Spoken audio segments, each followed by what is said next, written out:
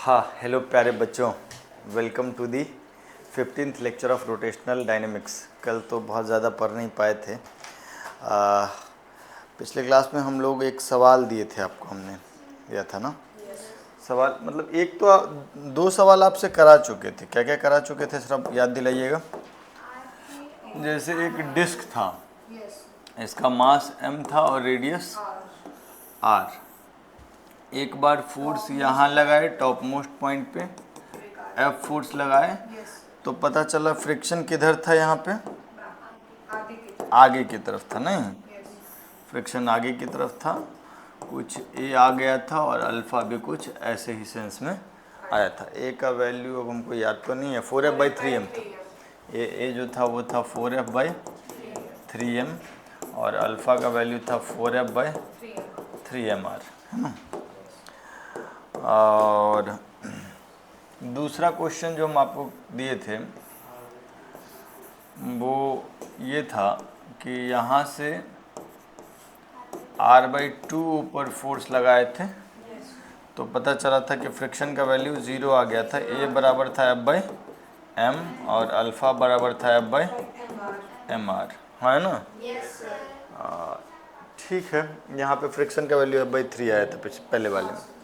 तो हम आपसे क्या कहे थे करने के लिए कि एक बार यही फोर्स लगा देना है r/4 पे। नहीं, ये हाइट कितना है,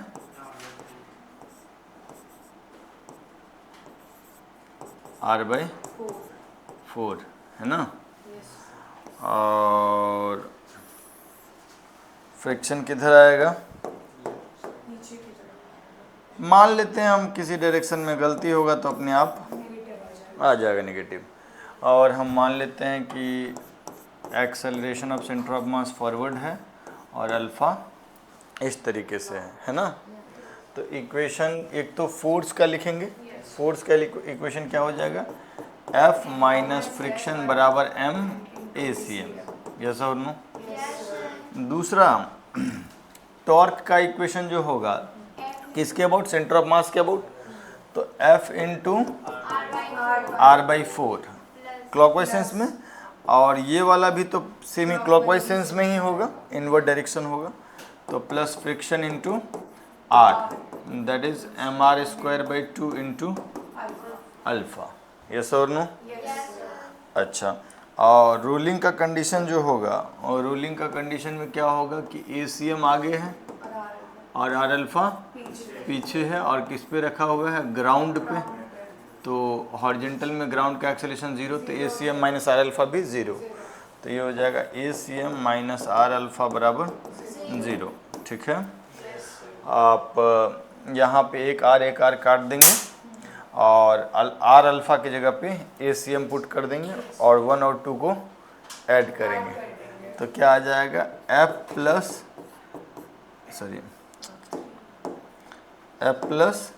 कैपिटल F/4, फ्रिक्शन तो कट गया, और that is equal to 3ma/2।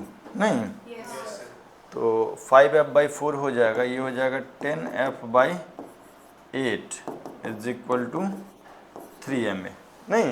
नहीं गड़बड़ हो गया, 10F/4 is equal to 3ma। तो आपका भी यही आया क्या, 10F/12m, दैट इज 5F/6m। और एक्सेलेरेशन का वैल्यू ये आया है, अल्फा का वैल्यू जो होगा दैट डिवाइडेड बाय r, तो 5F/6mr। सबसे बड़ी बात है फ्रिक्शन कितना आ रहा है आपका, फ्रिक्शन का वैल्यू हो जाएगा F माइनस MACM। नहीं, फ्रिक्शन का वैल्यू अगर इसको इधर ले जाएंगे, इसको इधर लाएंगे तो F माइनस MACM के जगह पे 5F/6m, m से m कैंसिल आउट हुआ, F माइनस 5F/6, तो दैट इज F/6। पॉजिटिव आया, मतलब हमने जो डायरेक्शन माना है वो सही माना है फ्रिक्शन का। ठीक, तो बेसिकली अब ये डिस्कशन करना बनता है कि फ्रिक्शन का डायरेक्शन कैसे कैसे बदला। सोचिएगा, डिस्क था, ये डिस्क था, है ना, मास m, रेडियस r। तो इसमें जब एकदम टॉप मोस्ट पॉइंट पे ले गए तो फ्रिक्शन का वैल्यू किधर, फ्रिक्शन किधर आया, आगे की तरफ, फ्रिक्शन किधर आया, आगे की तरफ। दूसरा क्या है,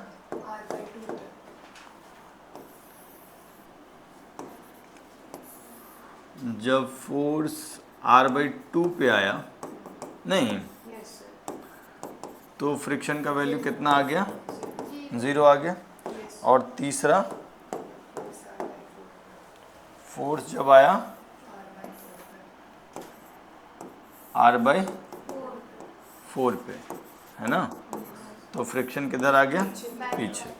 आखिर फ्रिक्शन इस हिसाब से अपना डायरेक्शन क्यों बदल रहा है, एक समय पे पॉजिटिव था, दूसरे समय पे 0 था, और तीसरे समय पे फ्रिक्शन बैकवर्ड डायरेक्शन में आया, ऐसा क्यों हुआ? इसका बेसिक रीज़न जो है वो है कि फ्रिक्शन आता ही तब है जब उसको ज़रूरत होता है ना। इमेजिन करो कि फ्रिक्शन नहीं होता, सरफेस स्मूथ होते और ऐसा जगह फोर्स लगाते, यहाँ पे हम लोग फोर्स लगाते, ठीक है, स्मूथ है, ठीक, कोई फ्रिक्शन नहीं है, यहाँ फोर्स लगाते, मास m, रेडियस r, तो इसको कुछ ACM मिलता, कितना मिलता, F/m, और कोई फोर्स नहीं है, मतलब जो नॉर्मल और mg है लेकिन वर्टिकल डायरेक्शन में है। टॉर्क कितना मिलता, F × r, और वो क्या होता, I × तो F × r क्या होता, mr² × अल्फा। एक r से एक r कैंसिल आउट हो गया, तो 2F/m = r अल्फा, यस और नो। अब जरा देखो कि ACM और r अल्फा में कौन ज़्यादा है, ACM और r अल्फा में कौन ज़्यादा है? तो देखो ये जो डिस्क है ना, इस फोर्स के लगने से इस डिस्क के बॉटम मोस्ट पॉइंट को, मतलब या इस डिस्क को एक ACM मिलेगा और एक अल्फा मिलेगा, है ना, फिर अल्फा का वैल्यू हो जाएगा 2F/mr और ACM का वैल्यू हो जाएगा F/m। तो जो बॉटम मोस्ट पॉइंट है सर, बॉटम मोस्ट पॉइंट, उस बॉटम मोस्ट पॉइंट को अगर तुम ध्यान से देखोगे तो इस पर ACM तो आगे होगा और r अल्फा पीछे होगा, कौन ज़्यादा है इस दोनों में? तो दैट मीन्स इसके स्लिपिंग का टेंडेंसी किधर है, बैकवर्ड है। तो अगर यहाँ पे फ्रिक्शन आएगा तो किधर लगेगा, आगे, इसीलिए यहाँ पे किधर लगा था, आगे। इज दैट ओके, क्लियर है? अगर फ्रिक्शन नहीं होता तो बॉटम मोस्ट पॉइंट का स्लिपिंग का टेंडेंसी बैकवर्ड होता और उसको बचाने के लिए फ्रिक्शन किधर आता, आगे, ठीक है क्या? यही बात अगर हम दोबारा करें कि यही फोर्स यहाँ लगा दे, कितना दूरी ऊपर, r/2, और सरफेस मान ले स्मूथ, सरफेस मान ले स्मूथ, तो इस डिस्क को क्या क्या मिलेगा, एक तो ACM मिल जाएगा और एक अल्फा मिल जाएगा, है ना।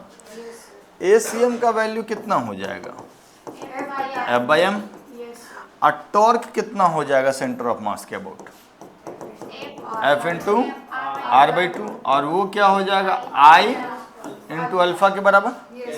तो r/2 कट गया, F/m जो हो जाएगा वो किसके बराबर हो जाएगा, ठीक है क्या? तो अब कहानी से ये सीख मिलती है कि इसको अल्फा जो मिला है F/mr मिला है, A कितना मिला है, F/m। तो बॉटम मोस्ट पॉइंट को आगे की तरफ A मिलेगा और पीछे की तरफ r अल्फा।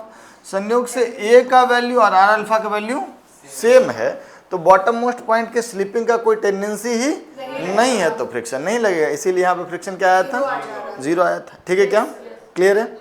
अब सोचो कि इस फोर्स को यहाँ से थोड़ा नीचे लेके आ जाएंगे, इसका वैल्यू तो नहीं बदलेगा, ये तो यही रहेगा, यस और नो। लेकिन फोर्स जब यहाँ से नीचे लगेगा तो टॉर्क का वैल्यू पहले से थोड़ा कम हो जाएगा, तो अल्फा का वैल्यू भी पहले से थोड़ा कम हो जाएगा, तो r अल्फा का वैल्यू भी F/m से थोड़ा कम हो जाएगा। तो अब यहाँ पे r अल्फा कम होगा और A का वैल्यू ज़्यादा होगा, यस और नो। तो ओवरऑल इसके स्लिपिंग का टेंडेंसी किधर होगा, फॉरवर्ड। इसीलिए अगर यहाँ फ्रिक्शन होता तो किधर लगता, जो कि लग रहा था, क्लैरिटी है, क्लियर है क्या? ऐसे ही तो फ्रिक्शन होता है कि अगर सरफेस स्मूथ हो तो स्लिपिंग की जिधर भी टेंडेंसी होगी फ्रिक्शन उसको अपोज करेगा, इज दैट ओके? तो अब हम इसको यूनिवर्सली करना चाहते हैं कि मान लीजिए हमारे पास एक बॉडी है, हमारे पास एक बॉडी है और वो बॉडी कुछ भी हो सकता है, रिंग हो सकता है, डिस्क हो सकता है, हॉलो स्फीयर हो सकता है, सॉलिड स्फीयर हो सकता है, हॉलो सिलेंडर, सॉलिड सिलेंडर, कुछ भी हो सकता है। ठीक, अब इसमें हम क्या कह रहे हैं, इसका मास m है, रेडियस r है और moment of inertia about centre of मास क्या है, moment of inertia about an axis passing through centre of mass is I। ठीक है सर। तो अब हम लोगों को पता करना है कि यहाँ से कितना ऊपर फोर्स लगाए, यहाँ से कितना ऊपर फोर्स लगाए कि ये सरफेस रफ है but friction is equal to 0। Surface rough है लेकिन फिर भी फ्रिक्शन का कोई ज़रूरत नहीं है। उसके लिए फाइंड x बराबर वॉट। हम क्या बोले कि ये कुछ भी हो सकता है, ring, disc, hollow sphere, solid sphere, cylinder, कुछ भी हो सकता है। हम F फोर्स लगाएं सेंटर ऑफ मास से कितना ऊपर, x ऊपर। x की क्या वैल्यू रखूं कि ग्राउंड रफ होने के बावजूद फ्रिक्शन का वैल्यू कितना है, 0। ग्राउंड रफ है लेकिन उसका जैसे पिछला बार में ये x का वैल्यू कितना आया था, r/2, तब फ्रिक्शन 0 हुआ था। इन जनरल क्या होगा ये हम पता करना चाह रहे हैं। ठीक है सर, कैसे करें, पहली बात कि फ्रिक्शन तो लग नहीं रहा है, फ्रिक्शन तो फिर इसको एक मिलेगा ACM। सवाल आप लिख चुके हैं, नहीं लिखे तो पहले लिख लीजिए क्योंकि हम इसमें बहुत सारे चेंजेस करेंगे। सवाल क्या है समझ गए ना, कि भाई कितना ऊपर फोर्स लगाए कि फ्रिक्शन का जरूरत ना हो, तो फ्रिक्शन 0 हो गया। फ्रिक्शन 0 हुआ तो अब इसको एक्सेलरेशन तो मिलेगा ना सर। कितना मिलेगा एक्सेलरेशन, F/m, है ना। टॉर्क क्या हो जाएगा, F इंटू एक्स, और वो टॉर्क किसके बराबर होगा, I इंटू अल्फा। वो टॉर्क किसके बराबर होगा, I इंटू अल्फा। तो अल्फा का वैल्यू क्या हो गया, Fx/I। अल्फा का वैल्यू क्या हो गया, Fx/I। और हमारा ज़रूरत क्या है कि यहाँ फ्रिक्शन ना हो, फ्रिक्शन ना हो माने बिना फ्रिक्शन के ही A बराबर R अल्फा हो जाए, बिना फ्रिक्शन के ही A बराबर। तो हम लोग क्या लिखेंगे, F/m बराबर R इंटू Fx/I। यस और नो। तो यहाँ से F से F कट गया, X का वैल्यू कितना आ गया, I/m। कहानी से क्या सीख मिली, कहानी से क्या सीख मिली, कहानी से ये सीख मिली कि अगर इस बॉडी का मास m है और रेडियस r है और सेंटर ऑफ मास से पास होने वाले एक्सिस के बाद मोमेंट ऑफ इनर्शिया, और इसको किसी रफ सरफेस पे रख दिए, इसको किसी रफ सरफेस पे रख दिए, ठीक है क्या, इसको किसी रफ सरफेस पे रख दिए और हम फोर्स लगा दिए यहाँ से कितना ऊपर, x is equal to I/mr, x is equal to I/mr। तो रफ होने के बावजूद फ्रिक्शन का जरूरत यहाँ नहीं होगा, फ्रिक्शन का जरूरत नहीं होगा। इस फोर्स की वजह से जो एक्सेलरेशन आएगा और इस फोर्स की वजह से जो अल्फा आएगा वो खुद में A बराबर R अल्फा को फॉलो कर रहा होगा। तो यहाँ वाले पॉइंट का स्लिपिंग का कोई टेंडेंसी ही नहीं होगा, इसीलिए फ्रिक्शन का जरूरत नहीं। समझ मेरा बात, इस फोर्स की वजह से एक एक्सेलरेशन आएगा F/m और इस फोर्स की वजह से एक अल्फा आएगा, ठीक है। वो अल्फा का अगर वैल्यू कैलकुलेट करोगे तो पक्का से कितना आएगा, F/mr। तुम करके देख लो, अगर तुम एक्सेलरेशन देखोगे तो ये हो जाएगा F/m और अल्फा देखोगे तो हो जाएगा टॉर्क/I। टॉर्क कितना हो जाएगा, F इंटू x/I, और x के जगह पे वैल्यू रख दो I/mr, तो ये क्या हो जाएगा F/mr। अल्फा का वैल्यू हो गया F/mr। तो देखो अल्फा अपने आप A/R आया ना, तो बॉटम मोस्ट पॉइंट का स्लिपिंग का कोई टेंडेंसी है ही नहीं, तो फ्रिक्शन का कोई जरूरत, इज दैट ओके। तो एक बात बताओ, पहला केस में हम लोग रिंग ले रहे हैं, ठीक, मास m रेडियस r, कहाँ पे फोर्स लगाएं कि स्लिपिंग ना हो, किस जगह पे फोर्स लगाएं कि स्लिपिंग ना हो, मतलब फ्रिक्शन का ज़रूरत हो ही नहीं। इसके लिए I/mr कितना हो जाएगा रिंग के लिए, mr² है ना, जिसका वैल्यू कितना है r। तो फोर्स तुम अगर टॉप मोस्ट पॉइंट पे लगाओगे यहाँ पर, तो फ्रिक्शन का वैल्यू कितना हो जाएगा, 0। फ्रिक्शन का वैल्यू कितना हो जाएगा, इज दैट ओके? सिमिलरली अगर डिस्क है मास m रेडियस r, तो इसके लिए I/mr कितना हो जाएगा बाबू, r/2। डिस्क के लिए I/mr हो जाएगा r/2। तो कहाँ पे फोर्स लगाएं हम लोग, हाँ कहाँ पे फोर्स लगाएं, r/2 ऊपर, ठीक है। तब यहाँ पे फ्रिक्शन का वैल्यू कितना हो जाएगा, 0। फ्रिक्शन का वैल्यू कितना हो जाएगा, 0। Is that okay? और सिमिलरली एक हॉलो स्फीयर ले लें, मास m रेडियस r, कहाँ पे फोर्स लगाएं, हाँ x इज इक्वल टू कितना, 2/3r, क्योंकि I/mr का वैल्यू कितना हो जाएगा, 2/3r, 2/3mr² that is 2/3r। तो फिर यहाँ पे फ्रिक्शन का जरूरत कितना हो जाएगा, 0। क्लैरिटी है? अब थोड़ा अगला बात करें, यहाँ तक कुछ लिखना चाहते हुए? अरे भाई हाँ लिख लीजिए जल्दी, I/mr वाला। यहाँ पे हम बोल दिए कि फ्रिक्शन बराबर 0 एंड प्योर रोलिंग, फ्रिक्शन बिना फ्रिक्शन के भी प्योर रोलिंग कर रहा है, तो x की वैल्यू क्या है, तो वो x की वैल्यू है I/mr, ठीक है सर। अब इसी का एग्जाम्पल दिए हैं कि माने I/mr रखने से ये नेक्स्ट मतलब सिखाए हैं, ये प्रूव किए कि x का वैल्यू I/mr रख दोगे तो a का वैल्यू F/m आ जाएगा और अल्फा का वैल्यू F/mr आ जाएगा बिना फ्रिक्शन के। और बिना फ्रिक्शन के ही जब a बराबर r अल्फा वैलिड है तो फ्रिक्शन का कोई ज़रूरत नहीं है, बस हम ये प्रूव करके बता दिए, ठीक है sir.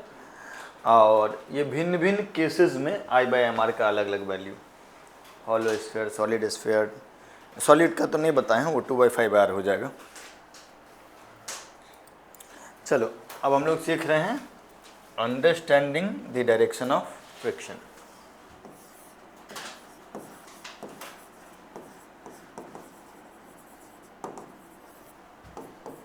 The direction of friction in pure rolling,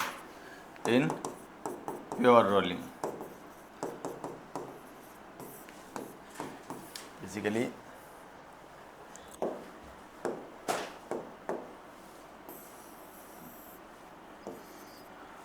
mass m radius r, I is moment of inertia about an axis passing through center of mass, है ना, जिसके अबाउट प्योर रोटेशन माना, मतलब जिसके अबाउट रोटेशनल मोशन माना जाता है। सुनिएगा मेरी बात, अगर हम यहाँ से फोर्स x ऊपर लगाएं, यहाँ से x ऊपर फोर्स लगाएं, ठीक है क्या, यहाँ से कितना ऊपर फोर्स लगाएं, x, ठीक है सर। हम आपसे क्या पूछ रहे हैं कि x ऊपर फोर्स लगाने पर जो फ्रिक्शन है उसका वैल्यू 0 आएगा इफ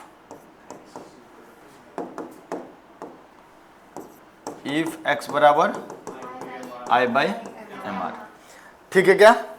अच्छा, अगर x ग्रेटर देन I/mr हो गया, x ग्रेटर देन I/mr हुआ तो फ्रिक्शन किधर लगेगा, x का वैल्यू I/mr पे तो फ्रिक्शन 0 हो जाएगा।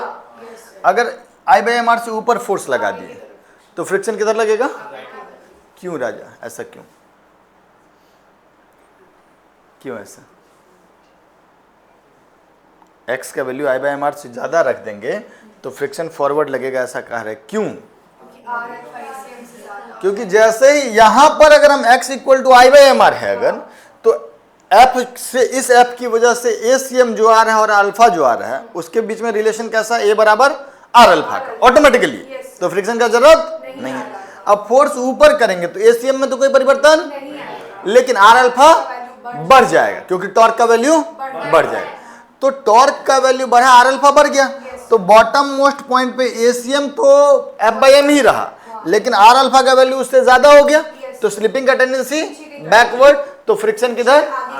तो हम ये कह सकते हैं कि जो फोर्स है, अगर फोर्स जो फ्रिक्शन है वो फोर्स की डायरेक्शन में ही होगा, कब, जब x का value I by M R से ज्यादा, यस और नो।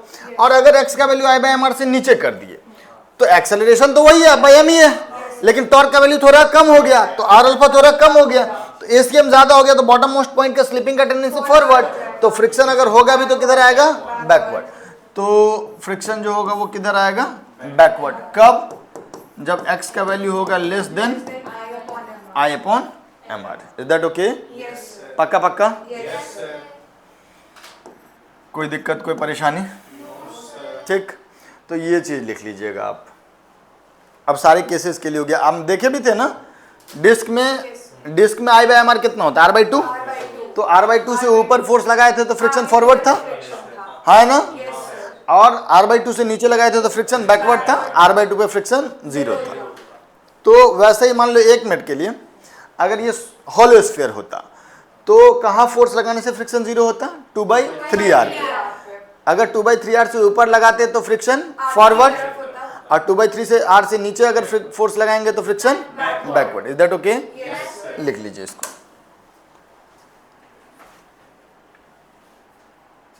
अब फ्रिक्शन का डायरेक्शन तुम लोग बता दोगे? चलो 2-3 चीज कर लेते हैं। मास m, रेडियस r, और ये this is a hollow sphere, this is अ, चलो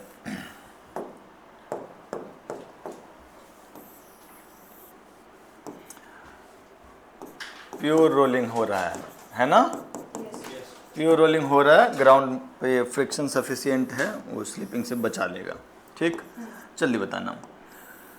यहाँ पे F लग रहा है, और ये जो F है ये है 0.8r ऊपर। ठीक, बताओ फ्रिक्शन फॉरवर्ड की बैकवर्ड? खाली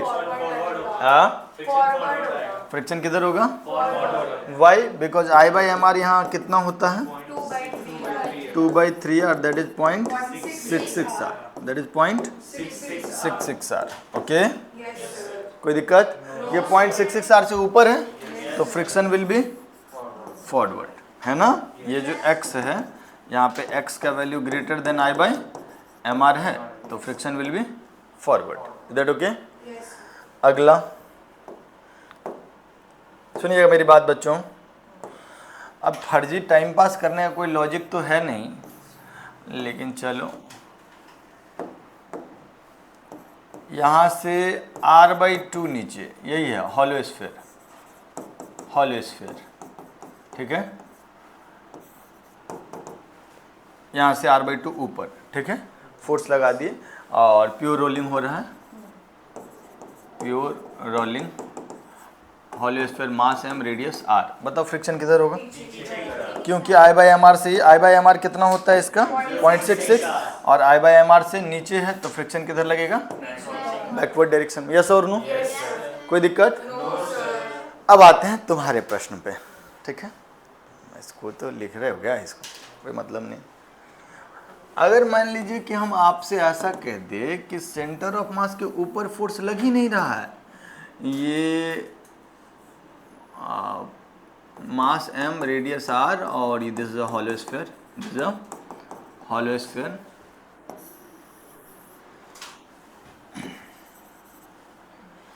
और हम आपसे कह दिए कि friction is sufficient to prevent slipping, friction is sufficient to prevent slipping.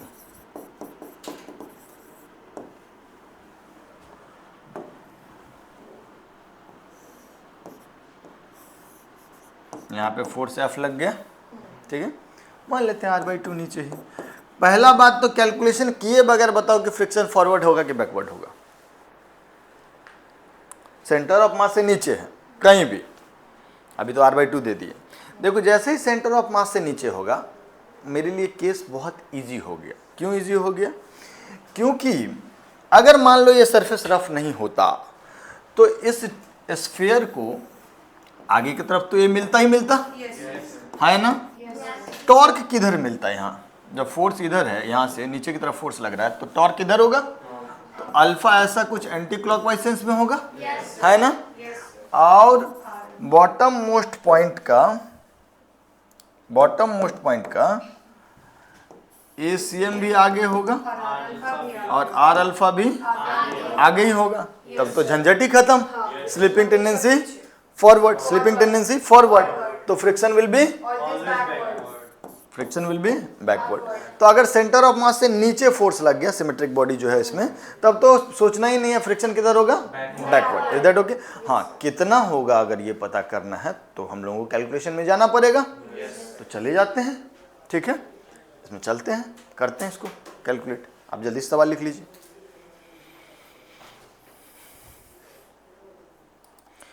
अगर इसमें हम आपसे पूछ दें कि find ACM and alpha and friction, सवाल को बढ़िया से लिख लीजिए। फाइंड AC, ये बात कहीं लिख ली ना कि अगर सेंटर ऑफ मास से नीचे है तब तो फ्रिक्शन पक्का बैकवर्ड होगा, है ना। तो find ACM and alpha and friction, ऐसा है। Should I? देखो वैसे तो हमको मालूम ही है कि फ्रिक्शन किधर होगा, बैकवर्ड। और नहीं भी मालूम होता, फॉरवर्ड लग देते तो आंसर नेगेटिव आ जाता। Is that okay? चलिए, तो पहला तो ए और अल्फा भी तो मानना पड़ेगा। ACM फॉरवर्ड ले लेते हैं, और अगर ये प्योर रोलिंग है तो ACM फॉरवर्ड होगा तो अल्फा कैसा सेंस में होगा, क्लॉकवाइज सेंस में, तभी ना बॉटम मोस्ट पॉइंट का R अल्फा पीछे होगा। और देख लो, है ना। तो अल्फा कैसा, क्लॉकवाइज सेंस में। फोर्स एनालिसिस का इक्वेशन बताओ क्या लिखें? फोर्स एनालिसिस का इक्वेशन बताओ। F माइनस फ्रिक्शन बराबर MACM, कहो हाँ। टॉर्क, इस फोर्स का टॉर्क कैसा, एंटी क्लॉकवाइज सेंस या आउटवर्ड डायरेक्शन, तो F इंटू R/2। और फ्रिक्शन का minus F into R, opposite हो गया ना, फोर्स का टॉर्क जिधर है उसके opposite, and that is equal to mr²/2 into alpha. Is that okay? बोलो। और व्हाट प्योर रोलिंग का कंडीशन क्या हो गया? ACM आगे और R अल्फा पीछे। Is that okay? ACM बराबर R अल्फा, तो A बराबर R अल्फा, ठीक है क्या? ACM बराबर R अल्फा। हल कर लें। एक R से एक R कट गया, R अल्फा की जगह पे रख दिए, अब पहला दो को जोड़ दिए, तो LHS में क्या आएगा? नहीं, F plus F/2, that is 3F/2। Friction cut गया, और MA, और यहाँ पे MA/2, तो 3MA/2। ये यस और नो? तो कुछ तो गड़बड़ किए हैं। हाँ ना रुक जाओ, कहीं कुछ गड़बड़ नहीं ना किए हैं। हाँ, ACM F/m आ गया, ACM F/m आ गया तो फ्रिक्शन का जरूरत ही नहीं होगा। ऐसा कैसे हो सकता है? हाँ,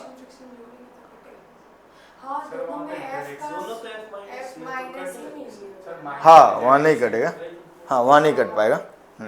थोड़ा सा सॉल्व ठीक से कर लेते हैं,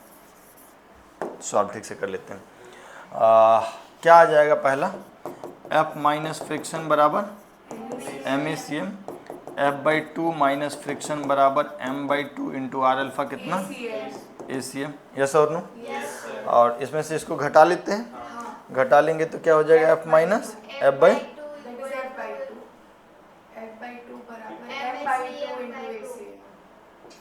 F/2 बराबर, फिर गड़बड़ हो गया कुछ।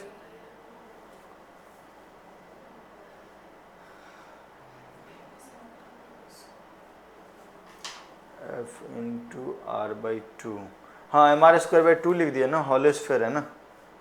हाँ हाँ है ना, बोलो। कोई दिक्कत?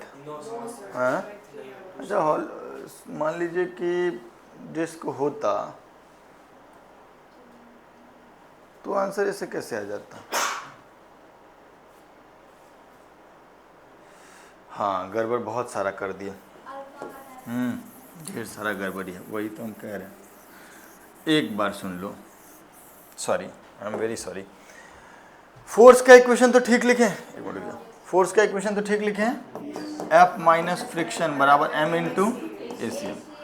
अल्फा ऐसे क्लॉकवाइज लिए हैं, फ्रिक्शन का टॉर्क क्लॉकवाइज होगा, अब फोर्स का टॉर्क एंटी क्लॉकवाइज होगा। तो फ्रिक्शन का टॉर्क क्लॉकवाइज सेंस है, डायरेक्शन तो ऑब्वियसली अंदर की तरफ होगा, तो फ्रिक्शन इंटू आर है ना। अब minus capital F into R by two is equal to, अब जो है मेरा 2/3 M R square into alpha, ठीक है सर। और A C M minus R alpha बराबर 0। Is this correct now?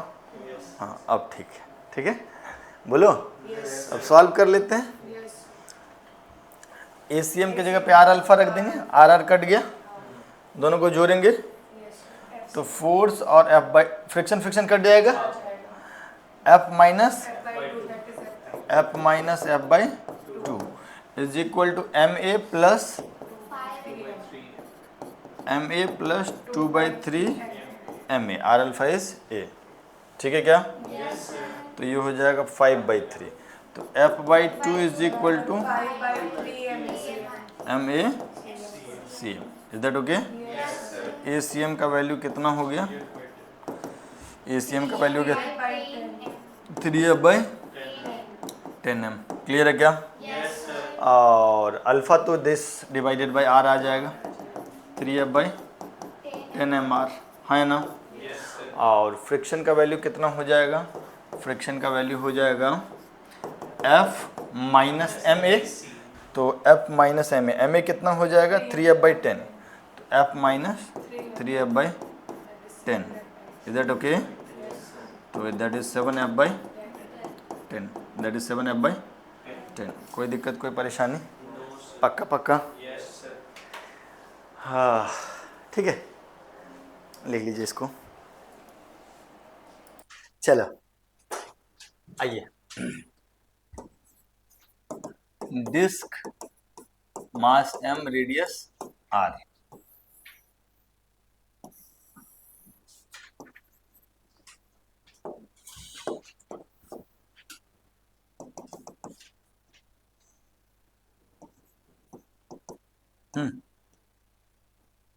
find direction of friction.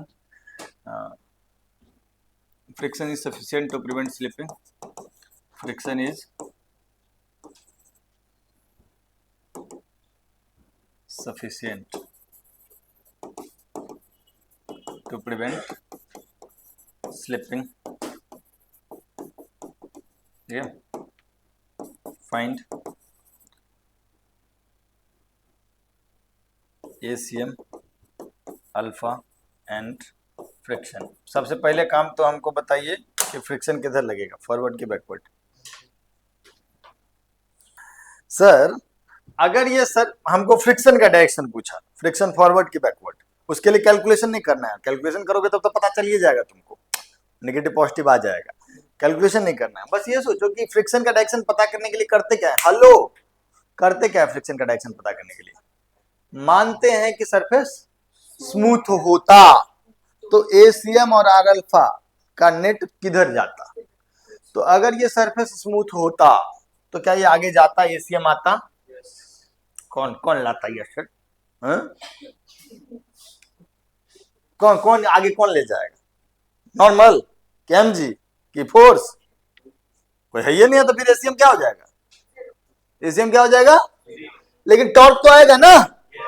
अगर सरफेस स्मूथ होता तो ये आगे जाता, आगे जाने वाला कोई है नहीं भाई, एक एमजी है। और एक, अब सब वर्टिकल डायरेक्शन में आगे कैसे चल जाएगा, नहीं जाएगा, एसीएम खत्म, लेकिन टॉर्क तो आता, इस दोनों का 0 हो जाता, लेकिन इस फोर्स का टॉर्क आता है क्लॉकवाइज सेंस में, अंदर की तरफ है ना। तो वो टॉर्क जो अल्फा देता, उसकी वजह से आर अल्फा किधर आता, तो मतलब ये पॉइंट जो होता है वो किधर स्लिप करता, बैकवर्ड। तो अगर ये सरफेस रफ है तो फ्रिक्शन किधर आएगा, तो क्या करूं सो बताइए। अब उसका वैल्यू पता करना है, तो वैल्यू पता करने के लिए तो एफबीडी बना करके हमको इक्वेशंस लिखना होगा। तो फ्रिक्शन मान ले फॉरवर्ड, एक तो तरीका था कि तुम बैकवर्ड में मान लेते तब भी आंसर तुमको आ जाता है ना।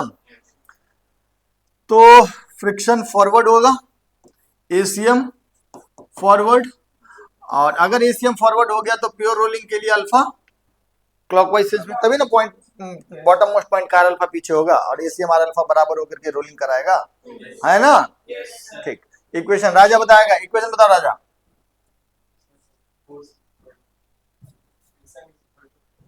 Friction is equal to M ACM, हाँ अगला, वेरी गुड,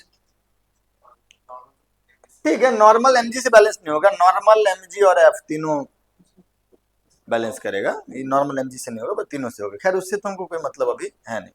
टॉर्क का इक्वेशन,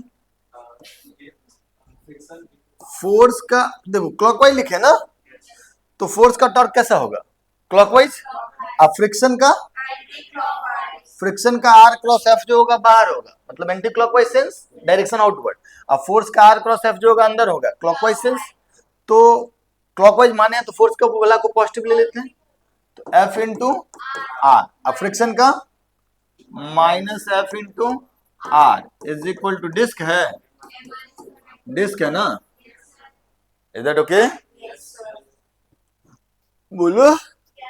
अच्छा, बॉटम मोस्ट पॉइंट का एसीएम किधर, आगे, और आर अल्फा किधर, तो क्या लिखेंगे, एसीएम माइनस आर अल्फा बराबर, इज दैट ओके, बोलो। तो अब क्या करें बउआ, सॉल्व करें, है ना। यहाँ पे आर अल्फा की जगह पे एसीएम रख देते हैं, एक आर कट गया, ये दोनों को फिर जोड़ देंगे, ठीक। तो फ्रिक्शन फ्रिक्शन भी कट जाएगा, तो एलएचएस में क्या बच जाएगा, एफ। आरएचएस में क्या आ जाएगा, M A C M plus R alpha is ACM, तो M A C M by 2, M A C M by 2। F बराबर क्या हो गया, 3/2 एम ए सी एम। तो ए सी एम का वैल्यू कितना हो जाएगा, 2f/3m। ए सी एम का वैल्यू हो गया 2f/3m, इज दैट ओके, बोलो। ए सी एम तो आ गया, अल्फा का वैल्यू कितना हो जाएगा, ACM/R, तो डेट इज 2f/3mr। और फ्रिक्शन यहां से पता कर लेते हैं, फ्रिक्शन MACM है, तो MACM कितना हो जाएगा, 2f/3 ना, m इंटू ACM। तो friction is equal to MACM, तो m इंटू ACM होगा 2f/3। कोई दिक्कत कोई परेशानी, पूरा एकदम ABCD से लेके Z तक समझ रहे हो ना, इसमें डायरेक्शन निकालना, वैल्यू निकालना, हिसाब किताब करना, सब समझ में आ रहा है। जल्दी लिखो, अभी बहुत कुछ सिखाना है हमको आगे बड़े बच्चों। अच्छा, अगर तुमको सब कुछ सिखा दिए कि फ्रिक्शन का डायरेक्शन पता करने का तरीका, वैल्यू पता करने का तो खैर बता ही दिए प्योर रोलिंग में। अब सोचो कि अगर तुमको परेशान हम करना चाहते तो कैसे करते पता है, तुम तो ठहरे परदेसी, क्या रख ली इसको, डिस्क मास m रेडियस r। देखो कैसे परेशान करता है, यहां पे एक फोर्स लगा दिए F कितना ऊपर, r/4, ठीक है सर, और एक और फोर्स लगा दिए 2F कितना ऊपर, 3r/4। एक फोर्स I/mr से नीचे हो गया, I/mr कितना होता है डिस्क, r/2, एक I/mr से नीचे हो गया, दूसरा I/mr से ऊपर हो गया, ठीक। और हम बोल देते हैं friction is sufficient to prevent slipping, friction is sufficient to prevent slipping. Okay, आपसे पूछे पहला, find direction of friction.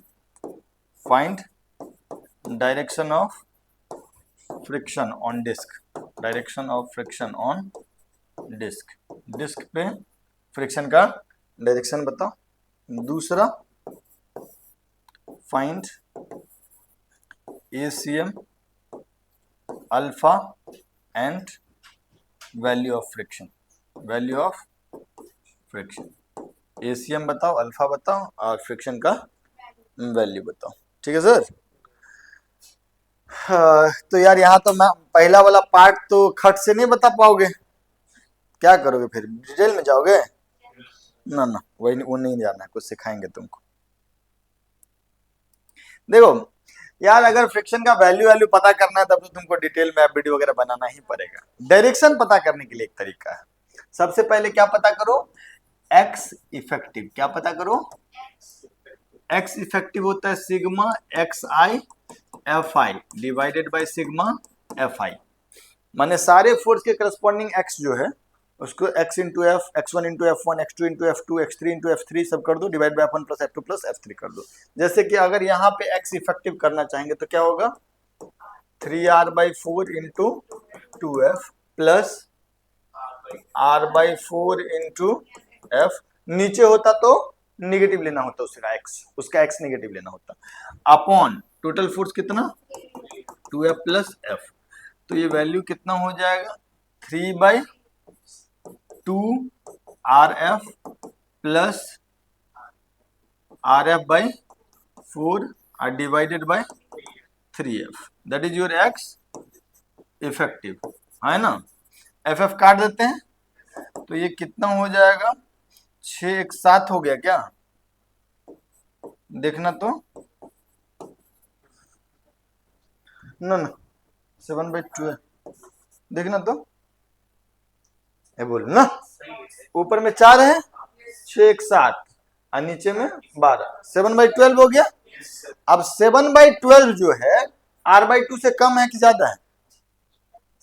I/MR इसका कितना होता है डिस्क का, R/2। तो 7/12 जो है R/2 से 5 से तो ज्यादा ही होगा ना, 0.5 से तो ज्यादा ही होगा ना।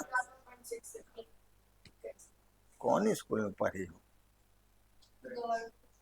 गवर्नमेंट स्कूल का नाम होगा ना, गवर्नमेंट स्कूल खराब तो हम लोग भी गवर्नमेंट से पढ़े, इतना तो कैलकुलेशन आता है। 12 पंचे 60, हासिल बचा 10, एगो 0, 12 8 96 और फिर 4, 12 तिया 36 और फिर 4, 12 तिया 36, चलते जाएगा। तो I/MR से तो ज्यादा हो गया ना ये, बोलो 0.5 R होता है, मतलब फ्रिक्शन किधर होगा, फॉरवर्ड। मतलब आप ऐसा इस पूरे दोनों 2f और f को हटा करके कितना रख सकते हैं, 3f, और कहाँ लगा सकते हैं, 7r/12 पे लगा सकते हैं, सेम ही आंसर आएगा। Is that okay? बात में बोलो, ठीक है। तो ये तो आ गया I/MR से ऊपर, तो I/MR से ऊपर फोर्स लगेगा तो फ्रिक्शन फॉरवर्ड होगा। तो x effective is greater than I/MR, so friction किधर लगेगा, फॉरवर्ड डायरेक्शन। ये एक तरीका है अगर खाली डायरेक्शन पता करना हो, लेकिन इसमें मैग्नीट्यूड भी पता करना है तो हमको डिटेल में जाना, तो चलें क्या? इतना आश्चर्यचकित होके क्यों देख रही हो? तो लिखने का मौका मिलेगा, कब नहीं लिखने का मौका मिला है। चलो हाँ बोलो, कहाँ लगा दे, ऊपर 2f, कितना ऊपर 3r/, हालांकि दोनों के बदले हम एक भी लगा सकते थे, भूल गए लगाना। चलो f कितना पे, R/4। अब फ्रिक्शन किधर, फ्रिक्शन किधर, आगे की तरफ, यस और नो, कहो हाँ, बोलो, इज दैट ओके? और आपका जो होगा ACM फॉरवर्ड अल्फा ऐसा मान लेते हैं, ठीक है सर। चलिए फोर्स का इक्वेशन बताइए, 3f प्लस फ्रिक्शन बराबर MACM, दोनों फॉरवर्ड में ही है। टॉर्क का इक्वेशन लिखाइए, 2F का टॉर्क कितना, 2F इंटू 3R/4, किधर, क्लॉकवाइज सेंस इनवर्ड डायरेक्शन। फिर F का भी तो सेमी डायरेक्शन में ना, तो प्लस F इंटू, अब फ्रिक्शन का टॉर्क फिर किधर, तो minus of friction into R, that is mr²/2 into alpha. Is that okay? अच्छा, और ACM माइनस R अल्फा बराबर 0, ये तीसरा हो गया। Is that okay? और फिर इस तीनों को सॉल्व करेंगे तो फ्रिक्शन वगैरह आ जाएगा, हम सॉल्व अब नहीं करेंगे यहाँ। ठीक है सर? हाँ ठीक है, जो भी आना होगा आ जाएगा, जल्दी लिख लो। अब हम लोग करेंगे रोलिंग ऑन इंक्लाइंड प्लेन। नहीं रुक जाओ, एक दो क्वेश्चन और करेंगे। ठीक है सर, जल्दी जल्दी लिख लीजिए। ये पेज भी आप लिख ही लिए होंगे, है ना? सुनिए ना, हमको एक और चीज बताने का मन है, बता देते हैं। एक्चुअली जब हम लोग डायनेमिक्स पढ़ रहे थे तो हमको एक्सेलेरेशन पता करने का एक तो एफबीडी वगैरह तरीका था ही, एक वर्क एनर्जी थ्योरम से भी एक्सेलेरेशन पता किए थे क्या? किए थे। जैसे मान लीजिए, ए भाई, मान लीजिए ऐसा था, ये कितना m2 और ये कितना m1, ठीक है।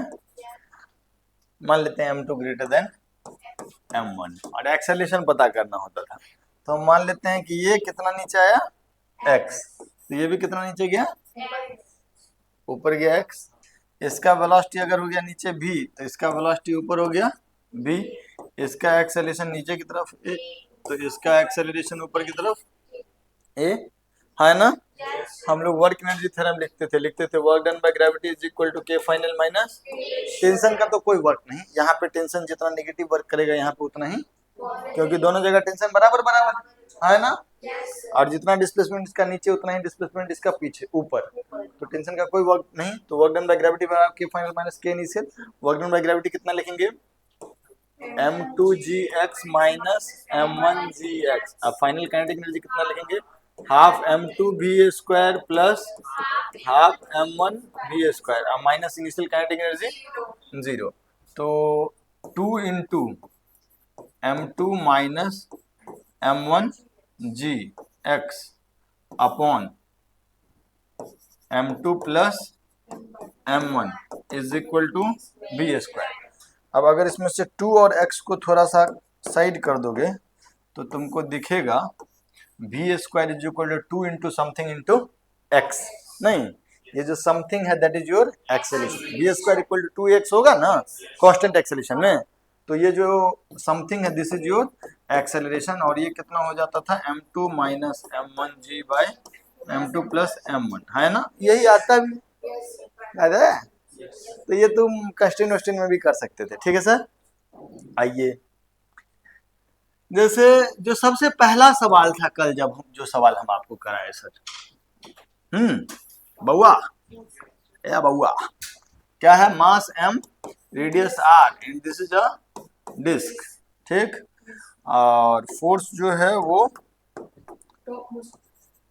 टॉप मोस्ट पॉइंट पे लग रहा है F, है ना? और इसका ACM और अल्फा निकालना था। प्योर रोलिंग हो रहा है, क्या हो रहा है, प्योर रोलिंग हो रहा है। तो हम आपसे पूछे थे कि ACM बराबर क्या, अल्फा बराबर क्या, ground is enough sufficient, ground is enough sufficient, enough rough to prevent slipping. पहला सवाल यही था। तो हम लोग इसको कैसे किए थे, एफबीडी वगैरह ड्रॉ किए थे, force analysis, torque analysis, pure rolling, यही किए थे। तो बोल भाई, सुन मेरी बात, हमसे एक बात बतलाओ,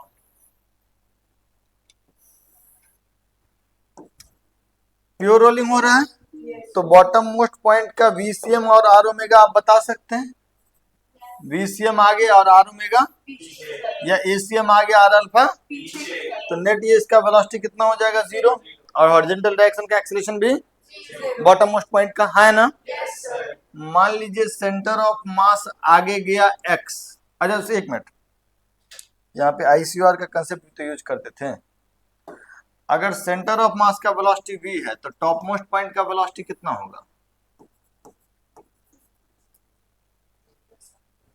अरे ये होता था v बराबर r ओमेगा, और ये हो जाता था v प्लस r ओमेगा। तो r ओमेगा v हो गया, 2v हो गया।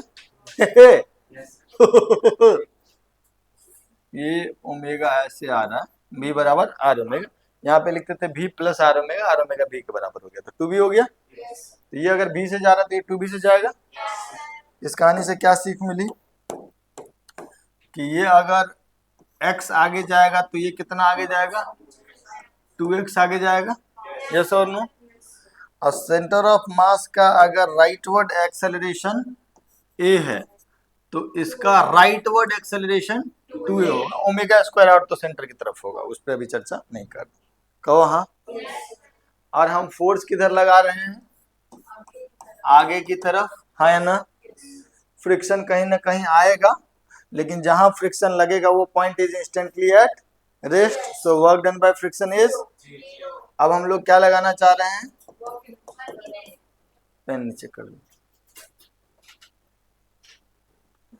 बताओ वर्क एरिया थ्योरम में किसके द्वारा लिखेंगे? Work done by force is equal to K final minus work done by force कितना हो जाएगा? F into 2x into cos 0। हाँ ना बोल? फाइनल काइनेटिक में लिखेंगे ट्रांसलेशनल काइनेटिक एनर्जी प्लस, तो half m v square plus half mr square by 2 into v by R का होल स्क्वायर।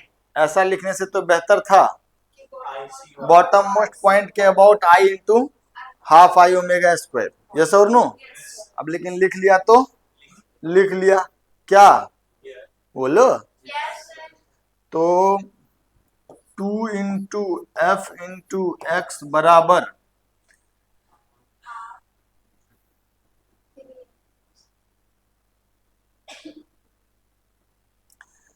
ये कितना हो गया? 3/2 हो गया। ना यहाँ इसको 4 कर लेते हैं, ये वाला 2 इधर आ जाएगा, 4 लिख लेते हैं। और ये कितना हो गया?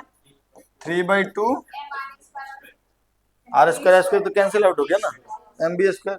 समझ में आ रहा है? बोलो। तो 2 into 4f by 3m into X बराबर बी स्क्वायर। कहो हाँ। यस और नो? तो यहाँ पे तुमको क्या फॉर्मेट दिख रहा है? B square is equal to 2x का, है ना? तो ये 4f बाई 3m क्या है? कितना क्या है ये? Acceleration by comparing B square equal to 2ax। किसका एक्सेलरेशन है ये? ऊपर वाले का कि नीचे वाले? सेंटर का। जिसका भी है और जिसका एक्स है, किसका भी है? तो सेंटर ऑफ मास का एक्सेलरेशन ये हो गया, और एक्सेलरेशन आ गया तो अल्फा आ जाएगा डिवाइडेड बाय आर। तुम याद करो, यही तो था। हे बोलो। नहीं बुझे सर? हाँ बोलो। और जब ये आ गया तो फ्रिक्शन तो आ ही जाएगा, क्योंकि एम ए का वैल्यू 4f/3 हो गया। एक ही फोर्स एफ लगाए हैं, एम ए है 4f/3, मतलब f/3 एक्स्ट्रा है। कौन देगा? फ्रिक्शन। तो फ्रिक्शन हो जाएगा कैपिटल F/3। नहीं समझ में आया? लिख लो।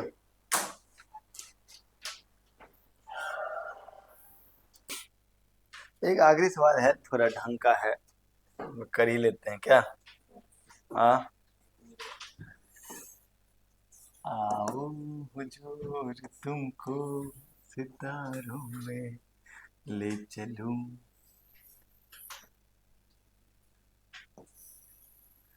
दिल झूम जाए ऐसे बहारों में ले चलूं। हम ही करेंगे, तुम टेंशन मत लेना, डरना भी नहीं। इसका भी मास m, ऊपर जो प्लैंक है उसका भी मास m। ये डिस्क है मास m और रेडियस r, यहाँ पे लगा दिए फोर्स F, ठीक है। No slipping anywhere, no slipping माने रोलिंग का कंडीशन कहाँ कहाँ हम लोग लगा सकते हैं, यहाँ वाला कॉन्टेक्ट पे भी और यहाँ वाले कॉन्टेक्ट पे। Find ACM of disc and acceleration of plank, plank का भी एक्सेलरेशन और डिस्क का सेंटर ऑफ मास का एक्सेलरेशन। और भी चीज सब पूछ सकते थे लेकिन यही दो चीज पूछ रहे हैं, ठीक है। अरे भैया भैया शुरू करें, हाँ अरे बोलो, लिख लो। हाँ सर पहले लिखने दीजिए, समझना वरना तो बात का बात।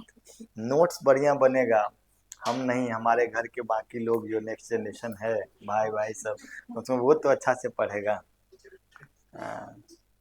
है ना, तुम्हारे पास है, दीदी तो है मेडिकल कॉलेज में नोट्स उनका, हाँ क्या ही यूज कर रहे हो, कोई फायदा था उसका नोट्स बनाने का। चलो आइए एफडी करें, एफडी तो बनाना पड़ेगा ना, ये आखिरी सवाल है हॉरिजॉन्टल केस का, इसके बाद इंक्लाइन पे आ जाएंगे। एफबीडी वगैरह बनाने में अगर तुम हेल्प कर दोगे तो 80% काम हो जाएगा। बताओ ऊपर वाले प्लैंक का क्या एफबीडी बना है, प्लैंक का एफबीडी क्या बना है, आगे की तरफ फोर्स और वहां फ्रिक्शन, इस सरफेस पे फ्रिक्शन होगा, हाँ किधर होगा, का है पीछे, अगर सरफेस रफ नहीं होता तो स्लिप करके आगे चला जाता, तो दादाजी टाइप जो फ्रिक्शन होते हैं उस पे पीछे लगे, ठीक है क्या। लेकिन इसका नाम F1 कर लेते हैं क्योंकि एक और जगह लगेगा, इसका काम खत्म। नॉर्मल नॉर्मल बना सकते थे, जरूरत नहीं है तो बॉटम वाला जो स्फीयर है, बताओ जो स्फीयर सॉरी डिस्क जो है इसका, इस फ्रिक्शन का रिएक्शन यहाँ पे कितना, F1 है ना, बोलो। और यहाँ पर आगे की तरफ इधर ओके, बोलो। ACM किधर लिखे, आगे की तरफ, और इधर अल्फा, ठीक है सर। अब जरा बताइए कि ये अगर ACM से जा रहा है, यहाँ पे रोलिंग के लिए क्या लिखेंगे, ACM माइनस आर अल्फा बराबर 0, है ना। यहाँ पे क्या लिखेंगे, ACM माइनस आर अल्फा बराबर 0, क्योंकि ग्राउंड पे है। और इस पॉइंट का एक्सेलरेशन क्या आएगा, आगे की तरफ ACM और आगे की तरफ ही आर अल्फा, आगे की तरफ ही, तो आर अल्फा की जगह पे भी ACM हो जाएगा, दैट इज 2ACM। अच्छा टॉप मोस्ट पॉइंट 2ACM से आगे जा रहा है, तो ये भी जो होगा वो 2ACM से, इज दैट ओके, है ना, पक्का। चलो अब इक्वेशंस पे आ जाते हैं। ये 2ACM लिखे, रोलिंग का कंडीशन लिख दिए, इसके लिए क्या इक्वेशन लिखेंगे,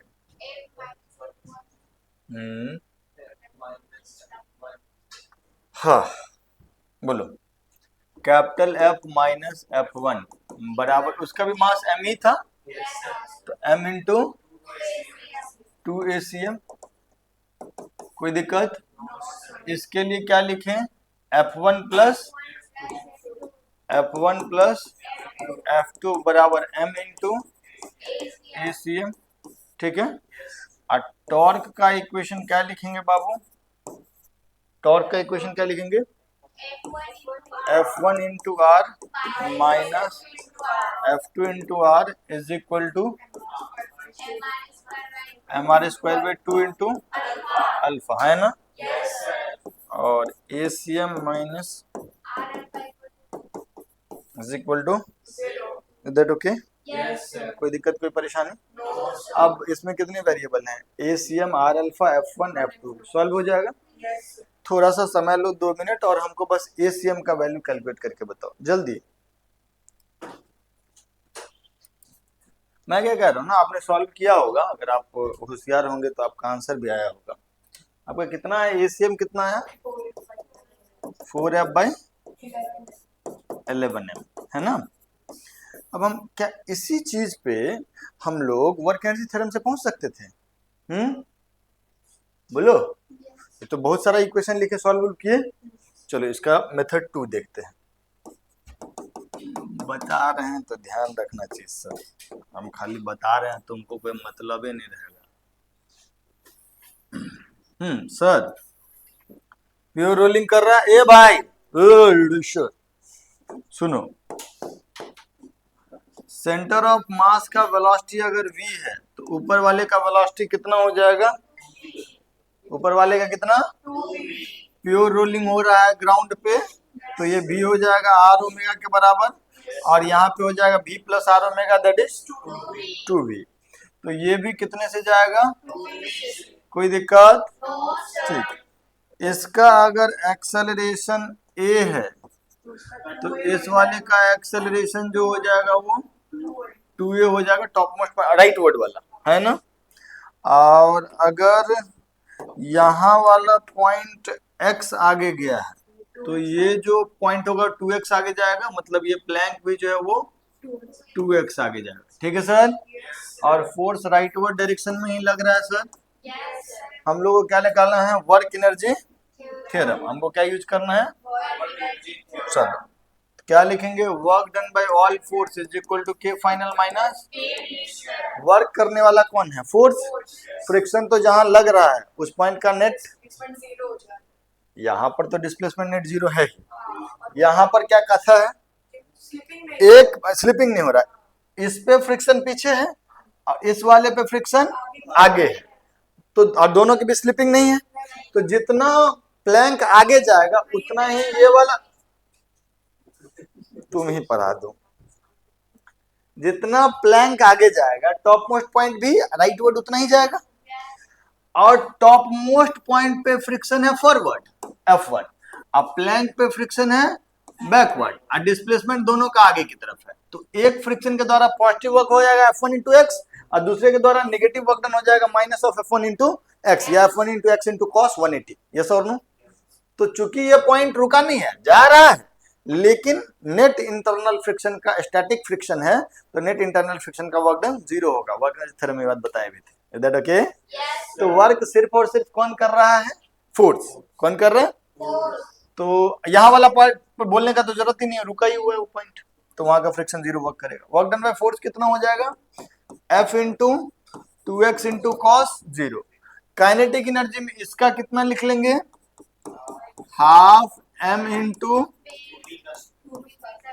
2v का, इसका ट्रांसलेशन प्लस रोटेशन, या सीधे सीधे बॉटम मोस्ट पॉइंट के अबाउट ICR वाला कर लेंगे, तो बॉटम मोस्ट पॉइंट के about half I omega square. Yes और नो? तो हाफ I कितना? 3/2 MR स्क्वायर। ओमेगा स्क्वायर का मतलब V बाई R का होल स्क्वायर, क्योंकि ओमेगा जो है V बाई R है। Is it okay?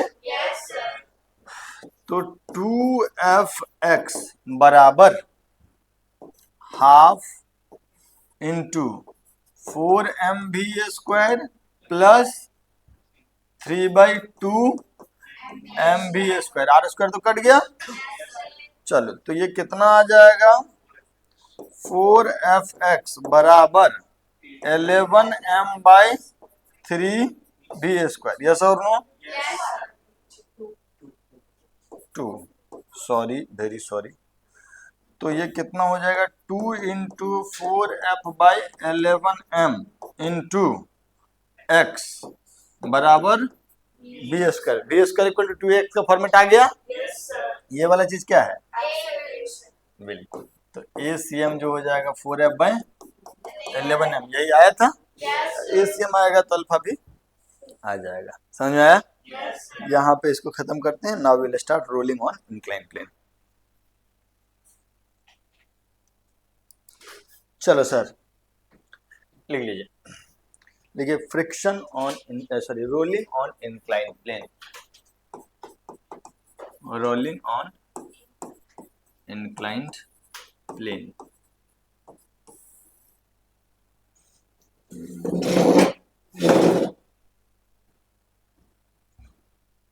सुनिएगा मेरी बात, ये एक इंक्लाइन प्लेन है, एंगल क्या है थीटा, एंगल क्या है theta.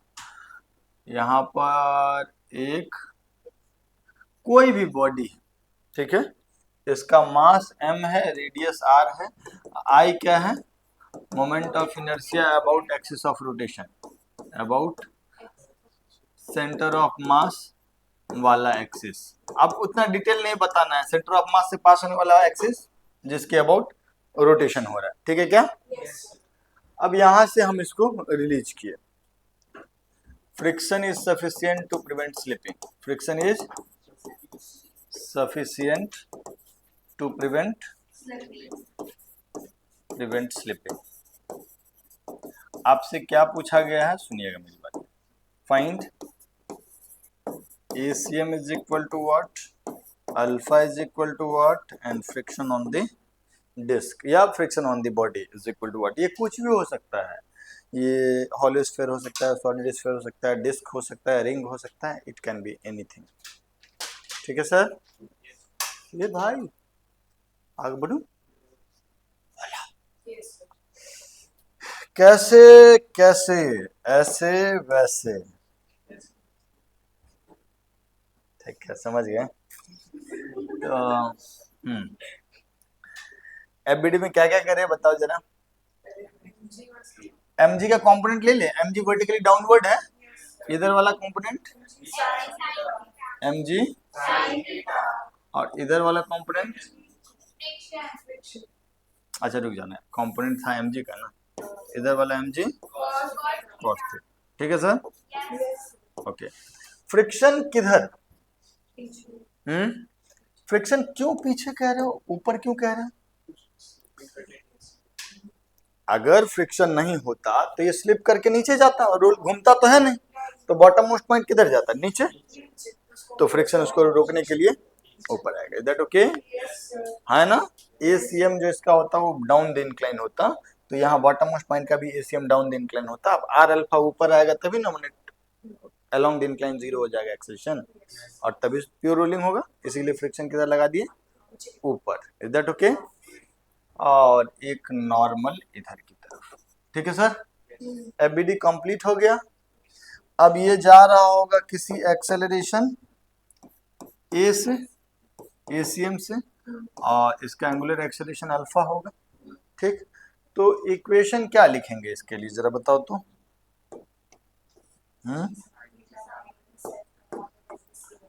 mg sine theta minus friction is equal to m into ACM। Is that okay? पक्का? अच्छा, फोर्स एनालिसिस हो गया। अच्छा, n बराबर mg cos थीटा, ठीक है, बट उसका जरूरत अभी नहीं है, अगर फ्रिक्शन के कंडीशन पे आएगा, म्यू यू के बारे में आएगा, तब इसका भी जरूरत पड़ने लगेगा। और टॉर्क का इक्वेशन है, नॉर्मल का टॉर्क mg cos थीटा का mg sin थीटा का, सबका टॉर्क, तो सिर्फ फ्रिक्शन का टॉर्क आएगा इस सेंस में, क्लॉकवाइज सेंस या अंदर की तरफ डायरेक्शन कितना हो जाएगा, फ्रिक्शन इंटू आर बराबर आई इंटू, अच्छा इंक्लाइन प्लेन पे जा रहा है, ठीक है, ACM किधर, ACM इधर, और R अल्फा पीछे, और नेट ये क्या होना चाहिए, 0 होना चाहिए, तो क्या लिखना चाहिए, ACM माइनस R अल्फा बराबर 0, ACM बराबर R alpha. Is that okay? बोलो, इसको सॉल्व कर ले। चलो थोड़ा करते हैं।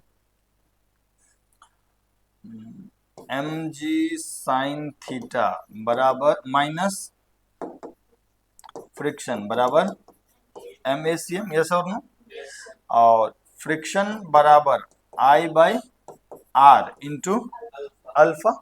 अल्फा की जगह पे फिर से रख देते हैं क्या चीज, ACM बाई R, तो ये कितना हो जाएगा, ACM अपॉन R, एक R और एक R स्क्वायर, यस और नो, बोलो, इस दोनों को जोड़ दें, ये दोनों को जोड़ दें, तो जोड़ देंगे तो फ्रिक्शन फ्रिक्शन कट जाएगा। mg साइन थीटा बराबर m plus I by R square into A C M. Yes और नो? हाँ सर। अब जरा हमको बताइए एसीएम का वैल्यू कितना आ गया? mg sine theta upon m plus I by R square. m से डिवाइड कर देते हैं ऊपर नीचे, ठीक? मतलब ये वाला m नीचे आ जाएगा, तो ये कितना हो जाएगा? g sine theta upon 1 plus I by M R square. Sir ये बहुत ही जरूरी इक्वेशन है, इसको एकदम रट्टा मार के याद रखिएगा, सवाल खूब पूछता है, ठीक है? ये 1 है और ये i है। एसीएम बराबर g sine theta upon 1 plus I by M R square, ठीक है? और फ्रिक्शन का वैल्यू जब आप कैलकुलेट कीजिएगा इसमें पुट उठ करके, यहाँ पे फ्रिक्शन का value I by R square into ACM है ना, एसीएम जाकर के वहां पुट कीजिएगा, ठीक? तो फ्रिक्शन का वैल्यू आपका आ जाएगा mg sine theta upon 1 plus M R square by I. अगर आप चाहें तो 2 मिनट पॉज करके इसको वेरीफाई भी कर सकते हैं, ठीक है सर? ये दोनों बेहद जरूरी इक्वेशन है, ठीक है? ये तो कम, this is very very important, इसको पहले लिख लीजिए। सर इस पे हमको 2-3 ठो चीज कराना है, ठीक? वो हम आज नहीं कराएंगे, वो कल कराएंगे। आपसे बस हम इतना अनुरोध करेंगे कि आप ये इक्वेशन रट के आइएगा। बेसिकली कराना ये है कि ऊपर से रिंग को, डिस्क को, हॉलो स्फीयर, सॉलिड स्फीयर सबको एक साथ रिलीज करेंगे और पूछेंगे किसका एक्सेलरेशन ज्यादा, किसका कम, कौन ग्राउंड पे जल्दी पहुंचेगा, कौन देर से पहुंचेगा, ग्राउंड पे पहुंचने के समय में किसका स्पीड ज्यादा होगा, किसका स्पीड कम होगा, ग्राउंड पे पहुंचने के समय में किसका ओमेगा ज्यादा होगा, किसका ओमेगा कम होगा, इस सब के बारे में बात करेंगे, ठीक है सर? और किसका ट्रांसलेशनल काइनेटिक एनर्जी ज्यादा होगा ग्राउंड पे पहुंचने पे, किसका रोटेशनल काइनेटिक एनर्जी ज्यादा होगा, किसका टोटल काइनेटिक एनर्जी ज्यादा होगा, ये सब चीज डिस्कस करेंगे। सो वो 10 से 15 मिनट का डिस्कशन है, वो अगले क्लास में, और फिर अगले क्लास में हम लोग एंगुलर मोमेंटम स्टार्ट करेंगे, ठीक है सर? चलिए मिलते हैं नेक्स्ट क्लास में, बाय बाय।